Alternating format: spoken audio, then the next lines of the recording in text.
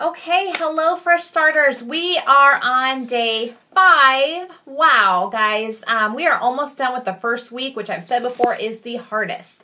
It will get easier as we go, and you're going to be so grateful to yourself and to the person that introduced you to this, because this is such a great thing you're doing for your health and for your body, and just really changing habits. Nidra Sar, who developed this program, she's a nutritionist. She's been with Shaklee for over 20 years.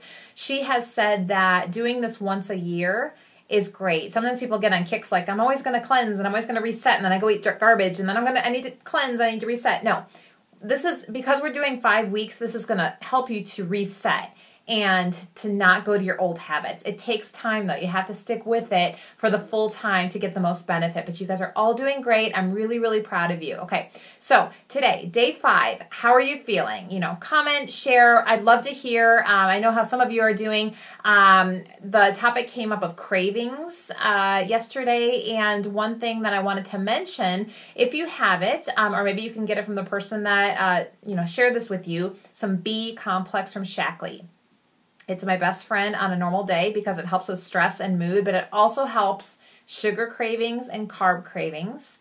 And in general, Nidra has said that it's great for detox symptoms during the cleanse. If you're used to caffeine or alcohol or sugar, it will help you to not want that as much. Now, the one thing about B complex is it does give energy, so don't take it too late in the day, or you'll be cursing me as you're wide awake at night. So don't do that. So that's one thing I wanted to make sure I mentioned. If you have a setback, that happens. Don't beat yourself up about it. Move on. Try to set yourself up for success by not having the problematic foods in your house, prepping meals ahead of time, or maybe asking your spouse or your partner or somebody that you live with to help, carry that burden if you're primarily the person to make meals.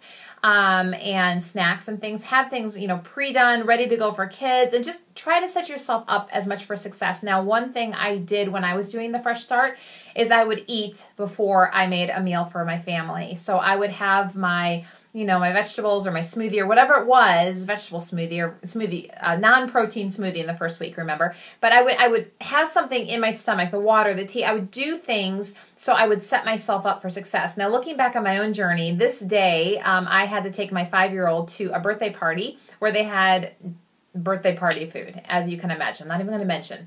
But that was really hard. And I remember looking back at my notes on that. That was really hard. I didn't set myself up for success. I didn't eat a lot of stuff, good Fresh Start stuff before I went. So I was a little bit hungry.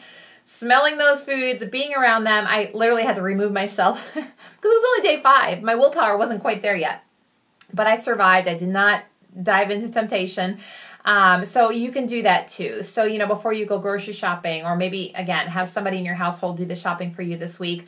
Or before I wouldn't go out to a restaurant if you can help it. Although I did, I was looking back at my notes. I went to Starbucks to meet, I have a Shaklee business, and often I'll meet somebody for coffee for a one-on-one meeting that's interested in the supplements or the business. And that particular day, day 5, I did that, and I just had some decaf tea, which is doable.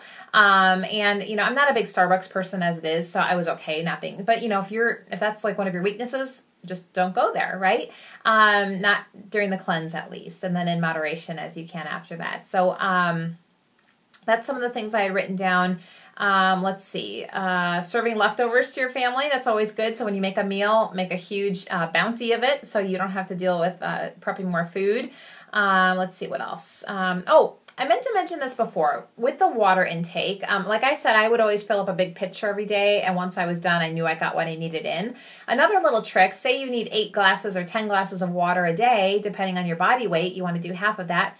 Take, let's say it's 10 glasses, take 10 pennies and put them in your right pocket.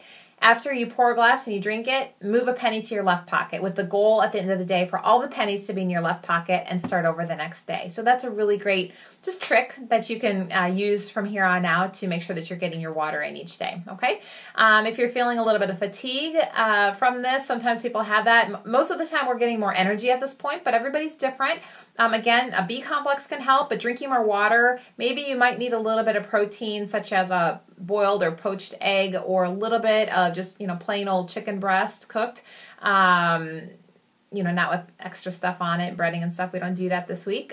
You can do that if you're feeling, like you need that extra support. But I think from what I've heard, most of you are doing really great with this. So I think that's all I have. We are almost done with the first week. Give yourself a high five and a pat on the back. I'm proud of you. You should be proud of yourself.